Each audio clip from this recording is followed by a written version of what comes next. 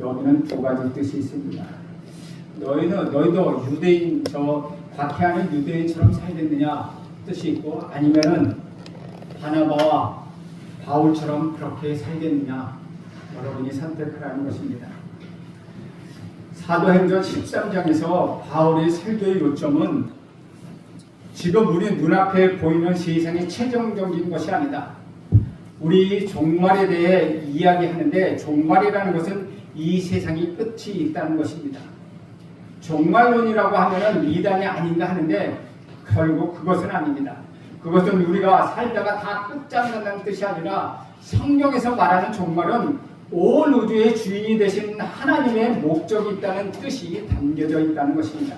그래서 그 목적이 마침내 이루신다는 것이 성경에서 말하는 종말입니다. 그래서 지금은 아직 종말이 아니고 그 과정에 있다는 것입니다. 바울이 이스라엘과 하나님을 경외하는 자들에게 다윗의 약속의 이야기라고, 그 약속이 바로 예수님을 통해 이루어지는 것, 그것이 진짜 약속의 성취 종말이라고 강조하고 있는 것입니다. 그러면서 과연 세상을 믿고 살아갈 것인가, 아니면은 정말 이 예수를 믿고 살아갈 것인가를 결정하라고 도전하고 있는 것, 이것이 바로 바울의 설교의 결론이었습니다. 이러한 말씀을 들은 비시디아 안디옥 사람들의 반응은 어땠습니까? 42절에서 43절에 보면 그들이 나갈 새 사람들이 청하되 다음 안식일에도 이 말씀을 하라 하더라. 회당의 모임이 끝난 후에 유대인과 유대교에 입교한 경건한 사람들이 많이 바울과 바나바를 따르니 두 사도가 더불어 말하고 항상 하나님의 은혜 가운데 있으라 권하니라. 그곳 비시디아 안디옥에 있었던 사람들과 바울의 이름은 처음 만난 사람들입니다. 그 지역은 바울과 바나바가 전혀 알지 못하고 한 번도 가본 적이 없었던 곳입니다. 그러나 회당에 처음 찾아간 그들 일행에게 말씀을 전할 기회가 주어졌습니다. 그때 바울이 담대하게 우리 구주 예수 그리스도를 선포했습니다.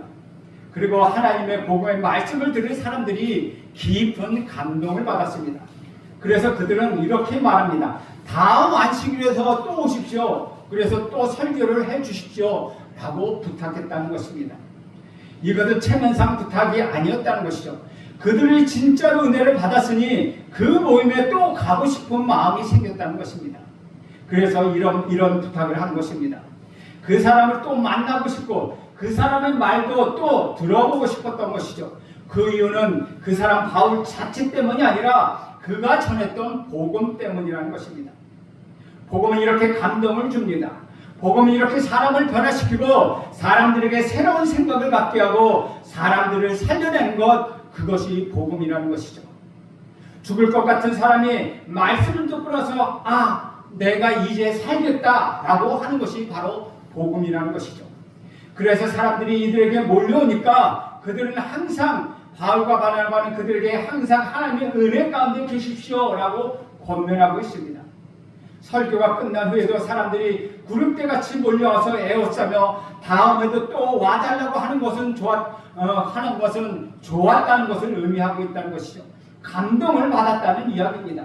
그 복음의 말씀을 더 듣고 싶었다는 것입니다. 그래서 하나님의 은혜 가운데 거하십시오라고 그는 권면하고 있습니다. 그리고 그 다음 안식일이 되자 온 성이 하나님의 말씀을 들으려고 모여들었습니다. 44절 말씀입니다. 그 다음 안식일에는 온 시민이 거의 다 하나님의 말씀을 듣고자 하여 모이니, 우리가 믿는 예수님의 복음은 우리를 다른 사람으로 바꿔줍니다. 여러분, 혹시 내가 예수를 믿었다고 하는데 전혀 변화가 없다면 정말 내가 믿고 있는 것이 진짜 복음이 아닌가 다시 한번 생각해 보아야 한다는 것입니다. 진정한 복음은 예수 그리스도가 그냥 죽으신 분이 아니라 정말로 다시 살아나 살아계신 분이기 때문에 그분이 우리를 변화시킨다는 것입니다. 복음을 통하여 우리 삶이 통째로 뒤집어져 버린다는 것이죠. 우리 삶도 변하고 우리 가치관도 변하고 우리 생활도 변한다는 것입니다. 그러나 거기에는 바울이 전하는 복음을 받아들이는 사람이 있었던 반면에 그런 사람들만 있었다는 것은 아니라는 것이죠. 45절에 보면은 유대인들이 그 무리를 보고 시기가 가득하여 바울이 말한 것을 반박하고 비방하고 몇몇 유대인들은 그의 마음에 시기와 분노가 가득하여 바울과 바나바를 반박하고 비방하고 있습니다. 그들이 이렇게 놀라운 역사가 일어나는 것을 보면서 시기하고 질투하고 비방했다는 것이죠. 유대인들은 무리를 보고 시기가 가득하여 바울이 말한 것을 반박하고 비방합니다. 사랑하는 여러분, 이 두 가지 반응은 2000년 전이나 지금이나, 아니 더 오래전이나 지금이나 똑같다는 것이죠. 심지어는 이스라엘 백성 가운데서도 선지자들이 말을 선포했을 때 들은 사람이 있고 그 말을 거부한 사람도 있었다는 것이죠. 복음이 드러나면 그것을 받아들이며 기뻐하는 사람이 있는가 하면 그것을 이해하지 못하는 사람도 있었고 괜히 빈정되고 이상하게 생각하는 사람도 있다는 것입니다. 사실 하나님을 알지 못했던 수많은 사람들이 하나님의 말씀을 듣기 위하여 회당에 모였다면 얼마나 아름답고 좋은 일이겠습니까? 말씀을 전하는 바울이나 바나바는 존경받아야 마땅하지 않겠습니까? 그런데 바울과 바나바를 시기하는 사람이 있었다는 것입니다. 그리고 그들이 시기하는 이유가 아주 기가 막힙니다. 그 무리를 보고 시기가 가득하여 라고 되어 있다는 것이죠.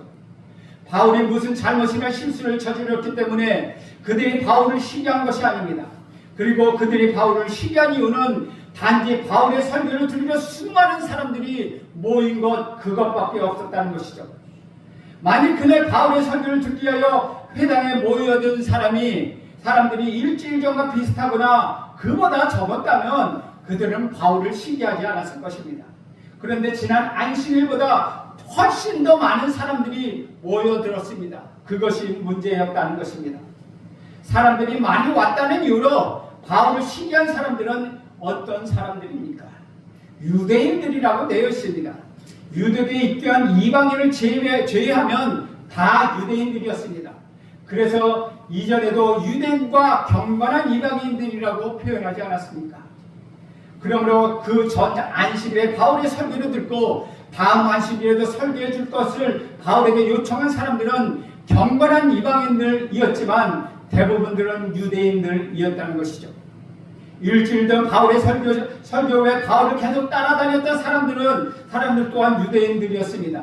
그 유대인들이 하나님의 말씀의 은혜를 다른 사람에게 전했고 입소문으로 인하여 그 다음 안식일에 수많은 사람들이 유대인의 회당으로 몰려들었다는 것입니다.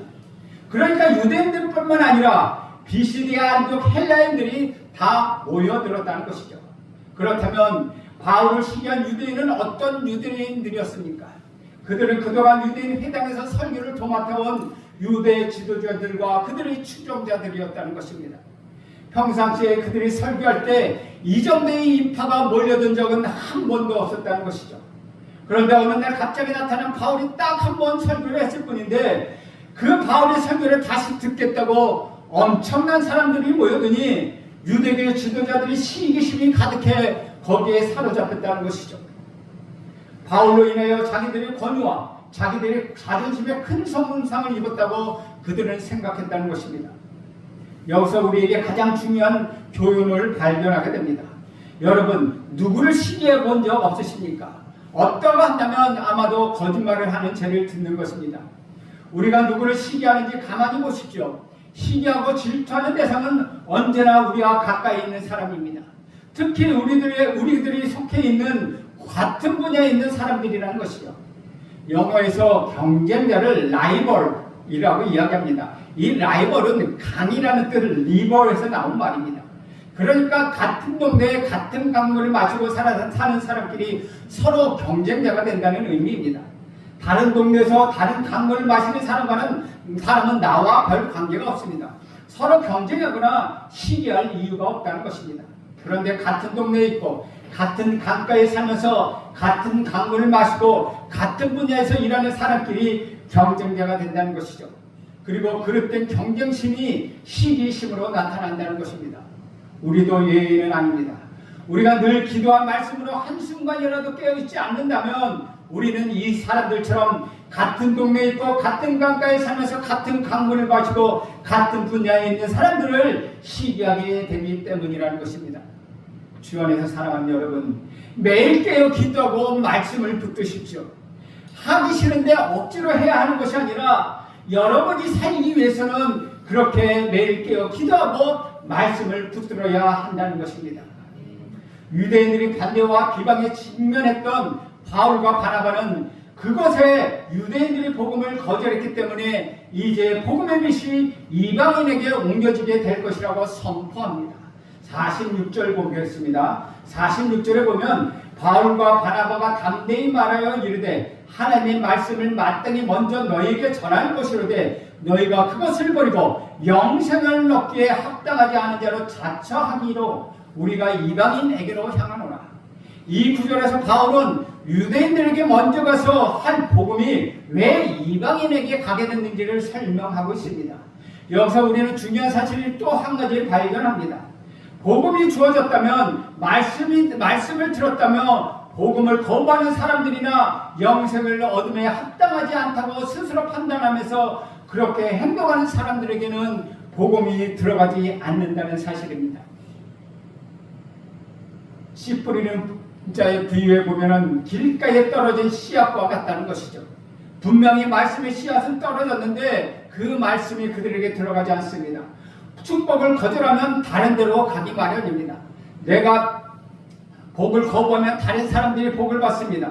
그러므로 저는 여러분 모두가 축복을 거절하는 어리석음을 범하지 않기를 간절히 바랍니다.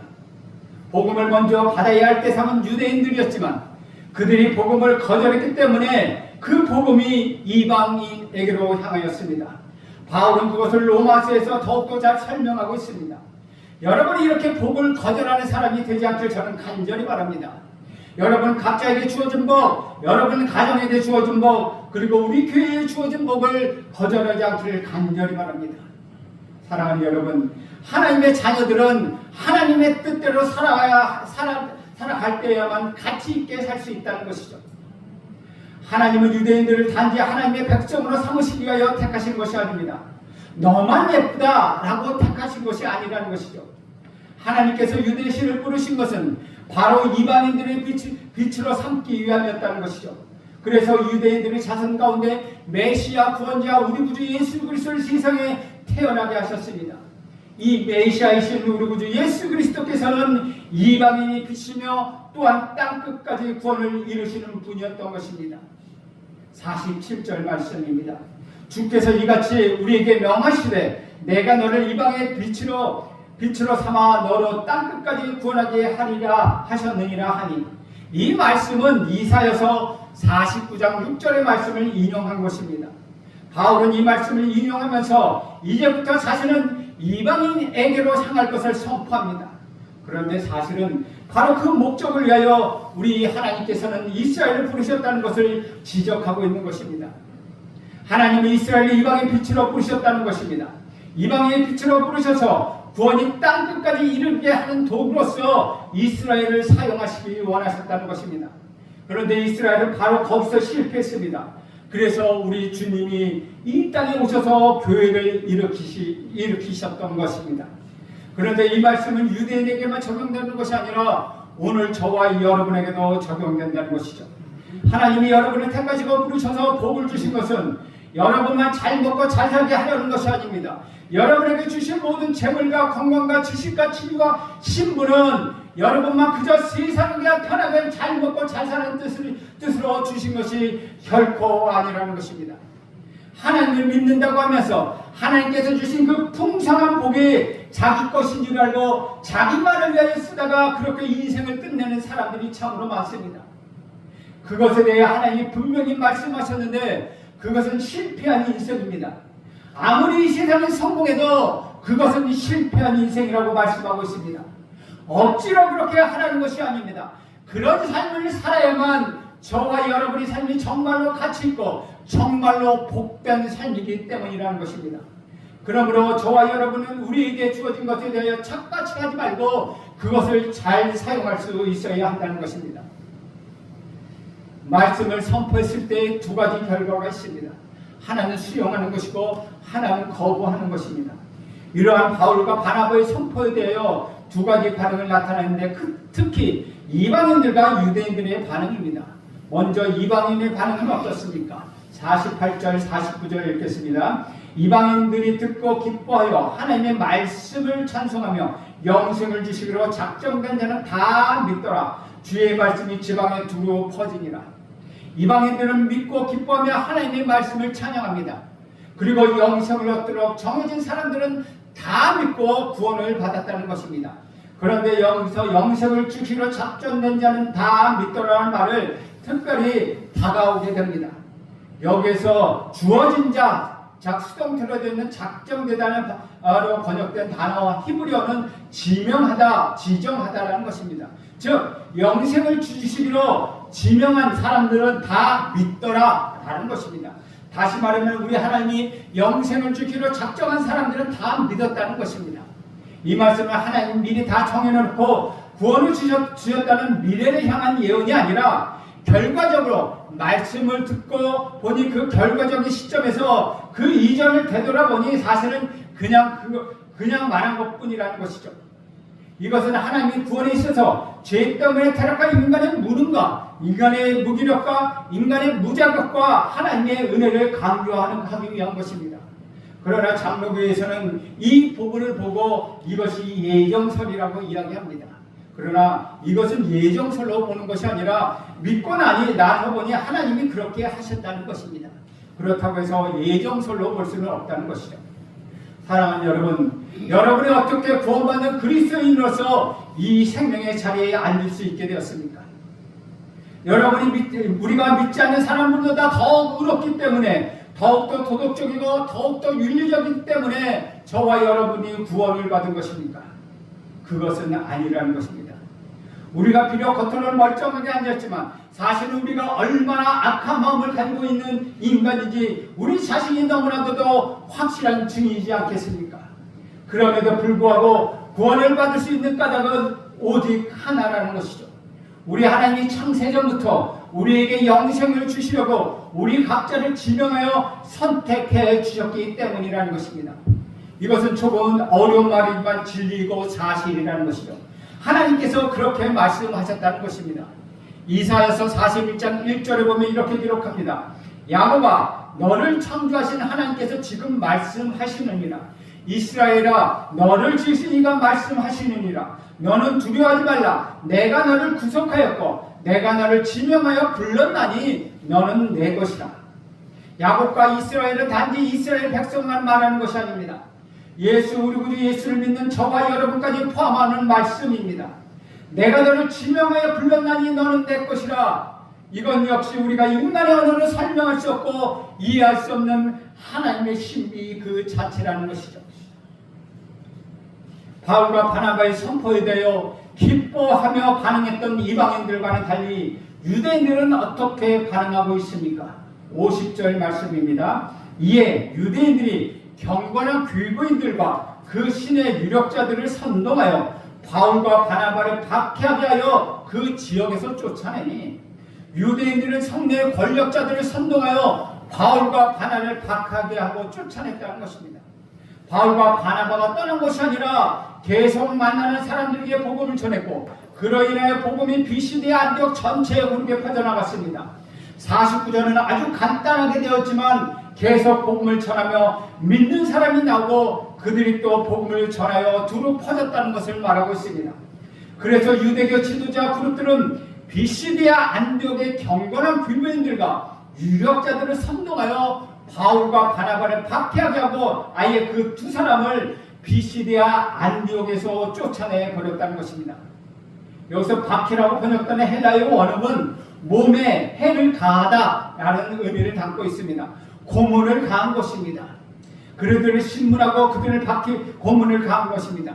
유대 지도자들은 비시디아 안디옥의 경건한 귀부인들과 유력자들을 선동하여서 그들이 바울과 바나바에게 고문을 하고 때리게 하면서 그들을 그 성에서 쫓아내도록 만들었다는 것이죠. 결국 유대교 지도자들의 입장에서 자신들이 원하던 목적을 이루었습니다.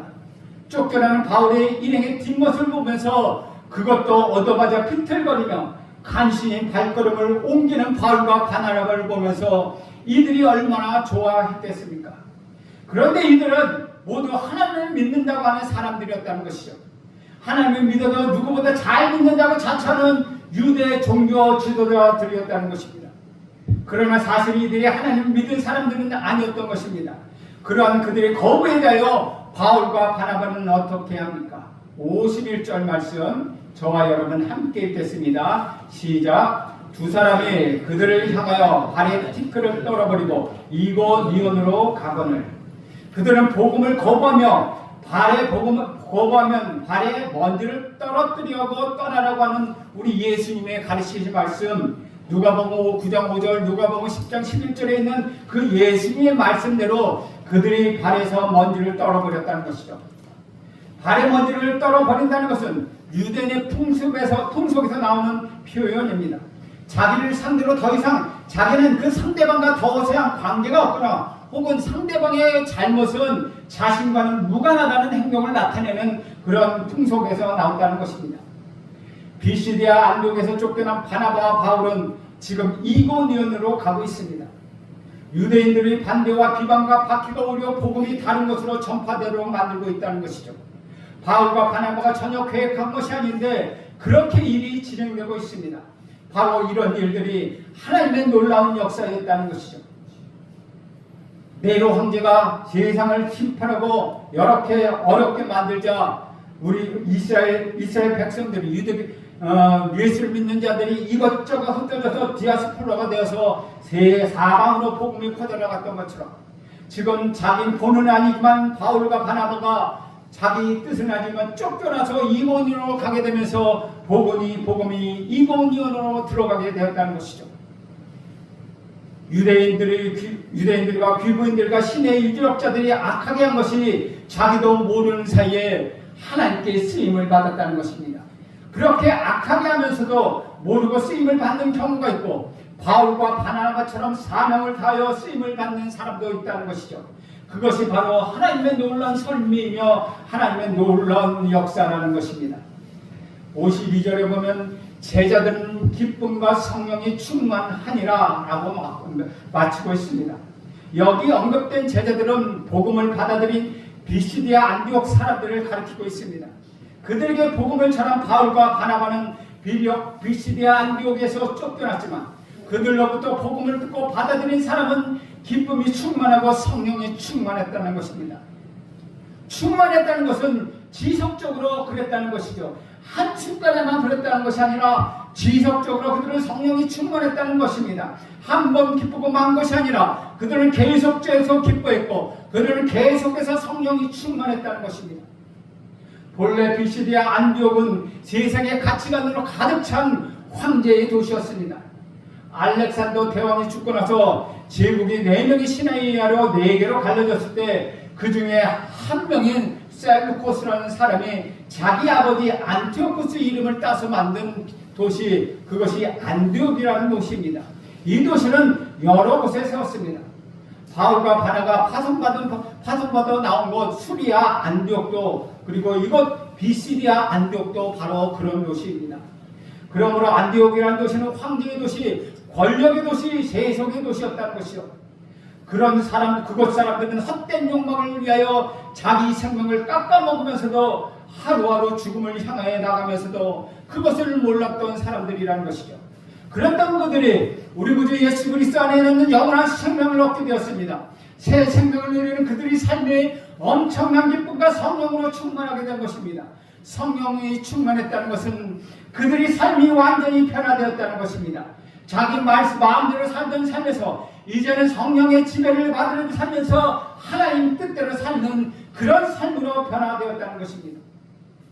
사랑하는 여러분, 생명이 무엇인지 도무지 알지 못한 채 오직 죽음으로만 향하고 있는 그들이 어떻게 해서 이렇게 기쁨과 성령이 충만한 삶으로 변화되었습니까? 그것이 저절로 된 일입니까? 자기들의 의지나 노력으로 된 결과입니까? 자기들이 열심히 해서 된 결과입니까? 그들이 이와 같은 새 생명의 삶을 누릴 수 있는 것은 오직 그들이 바울과 바나바와의 자기 희생과 우리 구주 예수 그리스도의 복음을 향한 헌신이 있었기 때문이라는 것이죠. 그 아픈 몸을 이끌고 이곳에 온 이고니온에 온 바나바의 헌신과 생명 때문이었다는 것이죠. 사랑하는 여러분, 우리 주님께서는 여러분을 사랑하셔서 여러분의 죄와 죽음에서 살리시기 위하여 친히 십자가의 제물이 되셨고 철저히 우리 예수님 자신을 내어 주셨습니다. 그와 같은 우리 주님이 자기 희생 때문에 저와 여러분 지금 기쁨과 성령으로 충만한 새 생명을 누리게 된 것입니다. 그러므로 그런 은혜와 사랑을 입은 그리스도인이라면 그러한 생명을 주신 주님의 통로가 되어서 자기도 다른 사람을 위해 기꺼이 자기를 희생하는 사람으로 변화되게 되는 것입니다. 그것이 바로 그리스도인이라는 것입니다. 사도 바울은 그 중요한 사실을 깨달았습니다. 그래서 평생 자기 삶을 그렇게 실천했습니다. 그가 그토록 복음을 위하여 헌신했던 것은 그 비결을 알았기 때문이라는 것이죠. 그는 형편없는 죄인인 자기를 살리기 위하여 스스로 희생하신 우리 주님의 사랑을 깨닫기 때문에 그 사랑을 보답하기 위하여 평생 그 사랑을 전하는 통로가 되어서 자기 희생을 멈추지 않는 그런 인생을 살았습니다. 그래서 BCD 안디옥에서처럼 그가 가는 곳마다 기쁨과 생명이 충만한 그리스도인들과 교회가 세워질 수 있었습니다. 그런 인생이야말로 하나님이 인정해 주시는 착하고 신실한 종의 인생이라는 것입니다. 주 안에서 사랑하는 여러분, 하나님이 주신 돈과 하나님이 주신 시간과 재능과 가족과 주의를 여러분 자기만을 위하여 써버리는 소비적인 인생을 산다면 그 인생이 끝나고 남는 것은 쓰레기뿐이라는 것이죠. 그것은 보기에게도 흉할 뿐만 아니라 썩어서 아주 악취가 심하게 나는 것입니다. 그러나 여러분이 자기를 희생하며 땀을 흘리며 씨를 뿌리고 나무를 심는다면 여러분이 떠난 그 자리에는 물론 나무가 남고 또 이 열매를 맺히게 된다는 것이죠. 그것도 아름답고 향기가 나는 아름답게 생긴 열매가 풍성하게 맺힐 것입니다.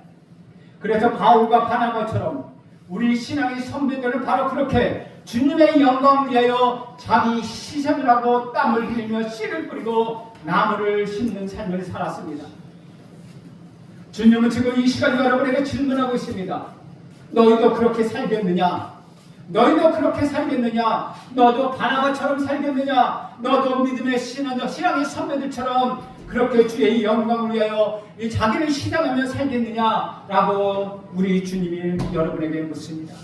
여러분, 이 질문에 예스라고 대답하는 여러분 모두가 되기를 축원드립니다. 기도하겠습니다.